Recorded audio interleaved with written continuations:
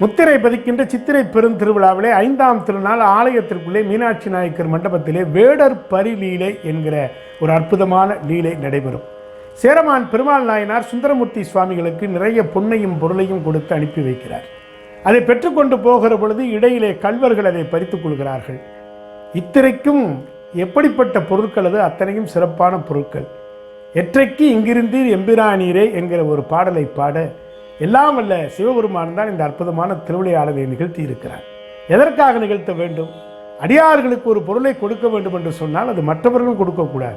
இறைவனையே சிந்தித்திருக்கக்கூடிய சுந்தரமூர்த்தி சுவாமிகளுக்கு இறைவன் தான் கொடுக்க வேண்டும் என்பதற்காக இந்த அற்புத லீலையை திருமுருகன் பூண்டியிலே வைத்து அற்புதமாக நடத்தி காட்டுகிறார். அதை ஆலயத்தினுடைய அந்த ஓதுவார் மிகச்சிறப்பாக வேடர் பரிலீலையை நமக்கு விளக்கி எல்லாம் வல்ல இறைவன் மூலமாக கிடைக்கிற பொருள்தான் நிரந்தரமானது என்பதை உணர்த்துகிறார்கள்.